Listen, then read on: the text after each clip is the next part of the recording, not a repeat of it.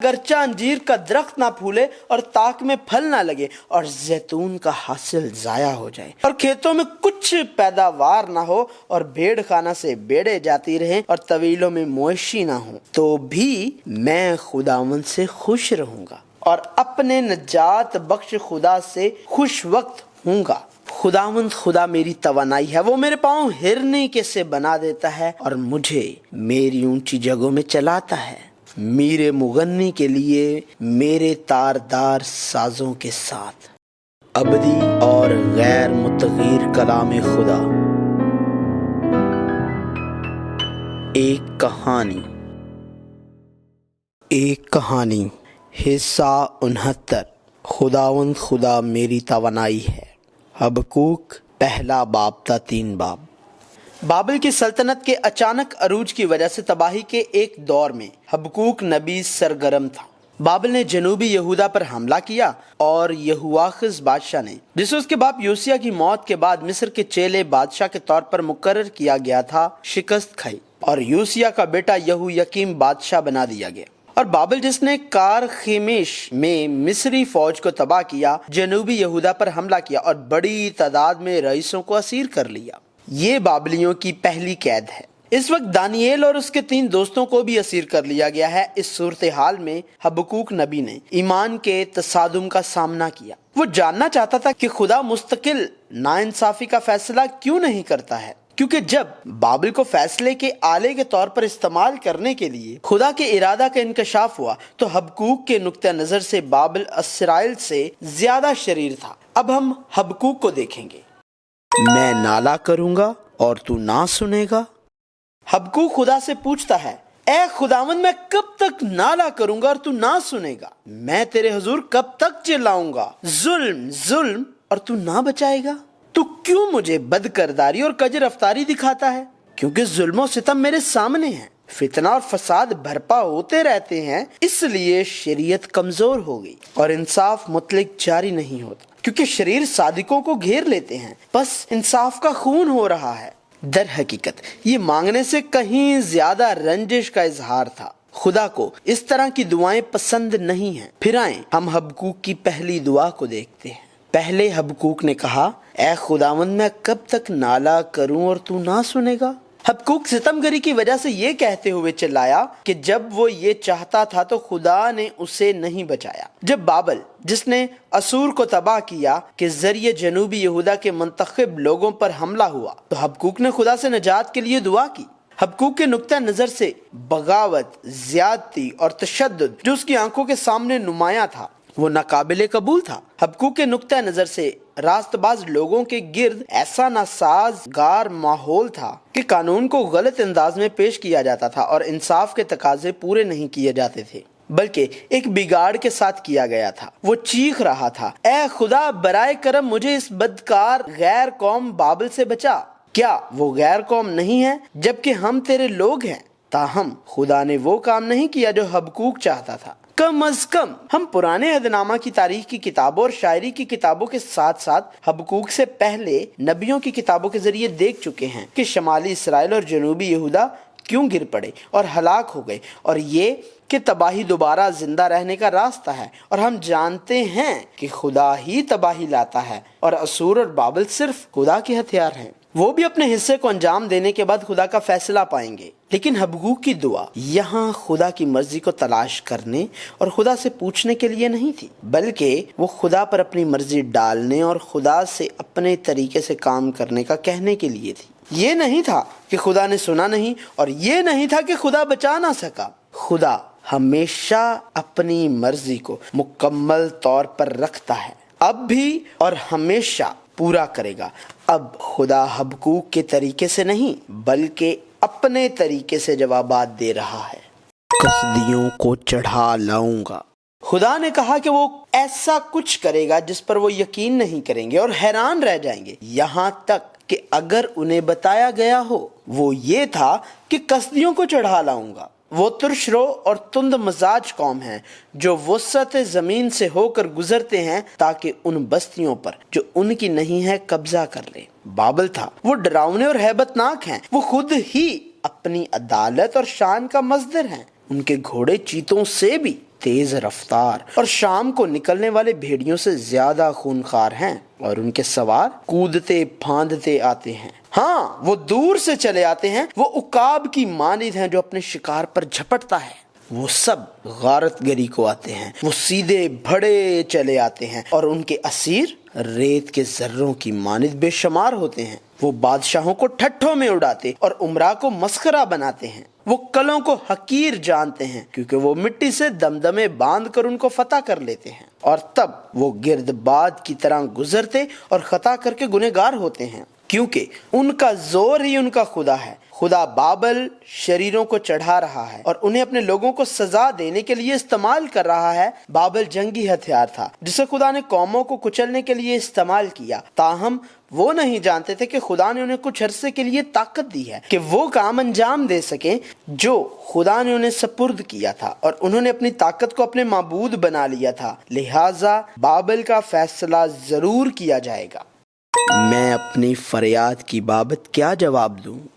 तब हबकूक नबी को मालूम हुआ कि खुदा बाबिल को अपने लोगों का इंसाफ करने के लिए इस्तेमाल कर रहा है। ताहम ऐसी चीजें हैं जिन्हें हबकूक नबी समझ नहीं सकता। ये कबूल करना नामुमकिन था कि खुदा के लोगों को क्यों सजा दी जा रही थी, लेकिन एक कौम बाबिल के जरिए खुदा ने ऐसा किया था। बाबिल ने बहुत सी कौमों को फतह किया, बदी की और उनकी संगीन सूरत हाल पर खुशी मनाई और उन्होंने जो कुछ चराया उससे अपनी जिंदगी को मुतमईन किया। तब हबकूक नबी ने पूछा, बस क्या वो अपने जाल को खाली करने और कौमों को मुतवातर कत्ल करने से बाज ना आएंगे? और उसने कहा, मैं अपनी दीदगाह पर खड़ा रहूंगा और बुर्ज पर चढ़कर इंतजार करूंगा कि वो मुझसे क्या कहता है और मैं अपनी फरियाद की बाबत क्या जवाब दूंगा। वो एक पुरएतमाद नबी था। सादिक अपने ईमान से जिंदा रहेगा। अब जवाब देने के लिए खुदा की बारी है। ताहम खुदा ने हबकूक नबी के पहले सवाल का एक मुख्तलिफ जवाब दिया और इस बार भी खुदा ने हबकूक की ख्वाहिश से जवाब ना देते हुए अपने अल्फाज बोले। पहले खुदा ने कहा, अगरचे इसमें देर हो तो भी उसका मुंतजर रह, क्योंकि ये यकीनन वकू में आएगी। अगरचा दुनिया के शरीर घुमंडी और बेईमान है, उसने कहा सादिक ईमान से जिंदा रहेगा। शरीर मुसलसल इस बात से बेखबर रहते हैं कि उनके पास काफी कुछ है और वो अपने लालच को सारी कौमों को अपने लिए इकट्ठा करने और तमाम लोगों को असीर बनाने के लिए बढ़ाते हैं। लेकिन वो कहता है, उस पर अफसोस जो औरों के माल से मालदार होता है, लेकिन ये कब तक? और उस पर जो कसरत से गिरो लेता है। और जब वक्त आएगा तो वो लोग जो बाबिल पर जुल्म करेंगे उठ खड़े होंगे। और चूंकि बाबिल ने बहुत सारी कौमों को लूटा, चुनाचे कौमों का बकिया उनको लूटेगा, और ये इस वजह से था कि बाबिल ने इंसान का खून बहाया, जमीनें और शहर और उनमें मौजूद सबको तबाह किया था। आखिरकार उन्होंने बहुत सी उम्मतों को बर्बाद करके अपने घराने के लिए रुसवाई हासिल की और अपनी जान के गुनहगार हुए। उन पर अफसोस, और ये सब खुदा की तरफ से होगा। सारी जमीन उसके हजूर खामोश रहे। जब खुदा के वक्त पर वो दिन आता है तो जिस तरह समंदर पानी से भरा है, इसी तरह जमीन खुदावंद के जलाल के इरफान से मामूर होगी। खुदा के वक्त में सब कुछ लौटा दिया जाएगा। खुदा के दाहिने हाथ से प्याला उन तक पहुंचेगा। वो उनकी सितमगरी और खून रेजी को लौटाएगा जो उन्होंने जमीन, शहर और उनमें मौजूद तमाम बाशिंदों से की थी। उस दिन वो अपने लकड़ी और पत्थरों के बुतों को, जिनमें दम नहीं है और जिन्हें सोने चांदी से मढ़ा गया था, कहेंगे कि जाग और उठ, लेकिन ये बेकार होगा। सिर्फ खुदावंद अपनी हैकल में है और सारी जमीन उसके सामने खामोश हो जाएगी। इसी जमाना में उसको जाहिर कर।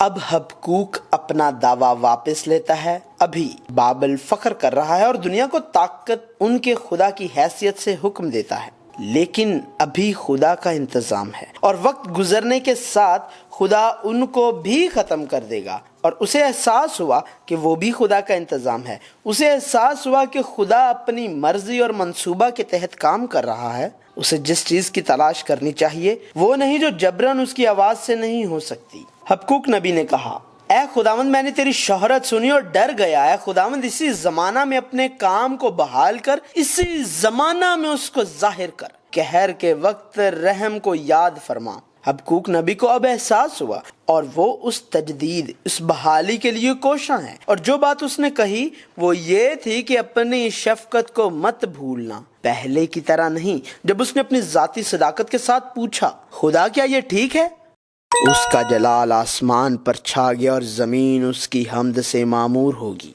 हबकूक नबी अब अपनी आंखें हकीकी दुनिया से खुदा की तरफ मोड़ रहा है। ईमान के जरिए हर चीज खुदा की दुनिया थी जो खुदा के जरिए काम करती थी। यहाँ तक कि अगर हम अभी नहीं जानते या नहीं समझते जैसा कि खुदा इख्तियार रखता है तो अच्छा है, चाहे मुझे फायदा हो या ना हो, खुदा यकीनन हर चीज से भलाई के लिए काम करेगा। मुझे वो मयार नहीं होना चाहिए, मैं खुदावंद से खुश रहूंगा।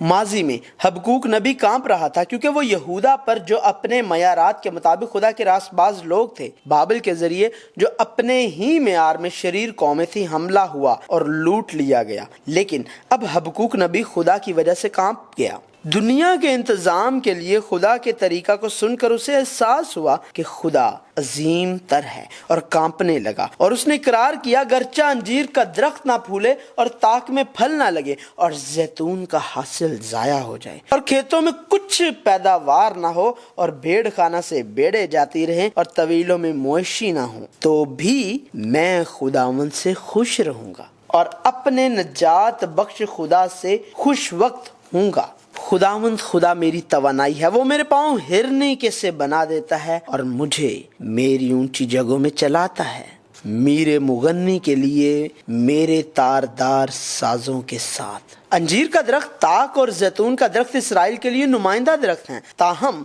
ये दरख्त बाबिल के हमले से तबाह हो गए थे। खेतों में खाने के लिए कुछ भी नहीं था, भेड़ खाना में भेड़ें नहीं थी और तवेलों में गायें नहीं थी, सब कुछ ले लिया गया था। पहले उसने कहा होगा, खुदा क्या ये ठीक है, लेकिन अब वो अपनी आंखें हकीकत से खुदा की तरफ उठाएं और खुदा की तरफ देखा है और यहाँ तक कि सब कुछ ले लिया गया और खो गया। उसने कहा वो खुदावंद से खुश रहेगा, मैं अपने नजात बख्श खुदा से खुश होऊंगा।